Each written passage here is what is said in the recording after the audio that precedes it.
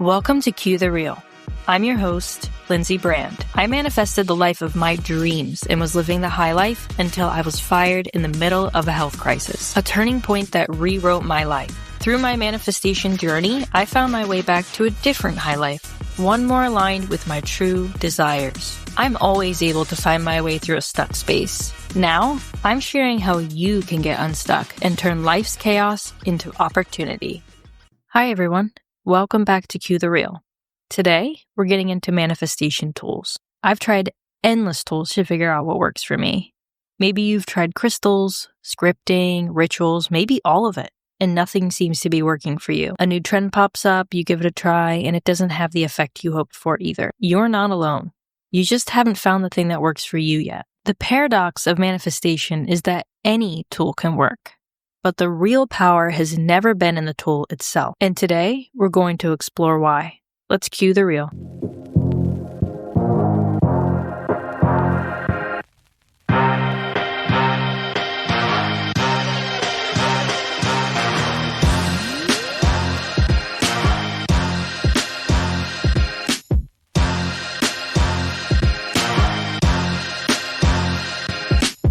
Many people fall into the mindset that the tool you choose to use is the solution. Vision boards, affirmations, rituals, they are often expected to deliver results on their own. And when they don't, it can feel like manifestation itself doesn't work. But what people forget is that tools are just that, tools. They are not solutions. Their role is to help you connect with your belief, to support the energy you already carry.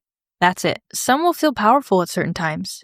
Affirmations might spark clarity. The whisper method could shift your thinking in ways you didn't expect. Each one has potential, but the impact depends on how it resonates with you in the moment. To be clear, following a new manifestation trend isn't always a bad thing. Sometimes a new practice is exactly what you may need to discover a tool that fits. Other times, it's a familiar tool used in a slightly different way that opens something inside. The key is noticing subtle changes in yourself. Do you believe deep in your soul that using that tool is helping you manifest?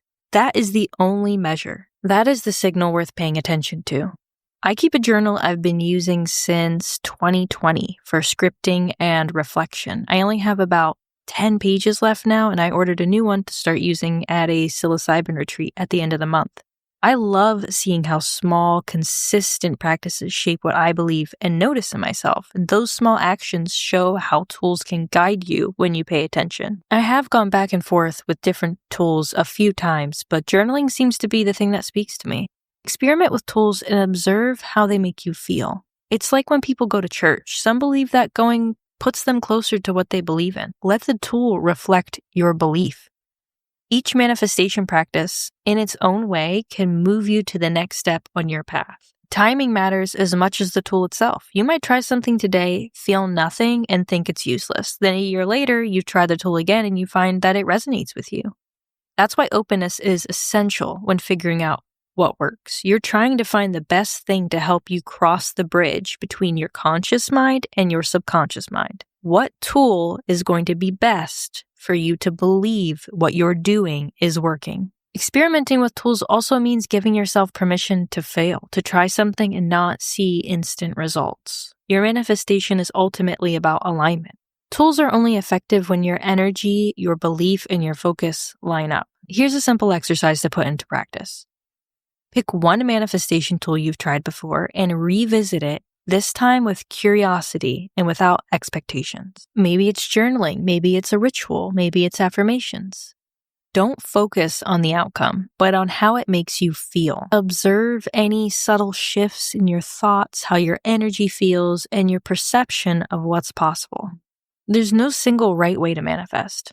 Your journey is yours, and the more you trust yourself, the more you notice the patterns in what works for you, the faster you'll move through stuck spaces. You'll start seeing opportunities where you once saw barriers. You'll recognize when to pause and when to act, and you'll learn that life's chaos is actually a map pointing you toward what matters most. Before we wrap up today, I want to do something different and share a success story from someone who texted me after listening to Tuesday's episode on being the main character in your life. To quickly recap, in that episode we explored imagining your next scene, stepping fully into your main character energy, and showing up in even the smallest ways to start shifting your life. Jasmine P. from Austin, Texas hit me up via text, and here's what she said in her own words.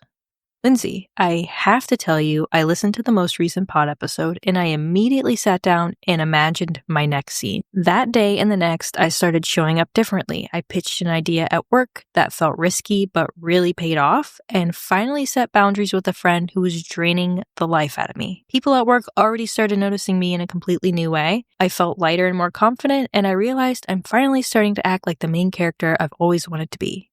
Everything shifted so fast, it almost feels unreal. Thank you for sharing that story and allowing me to share it here on the show, Jasmine. And I want to take a moment to say thank you to each of you listening.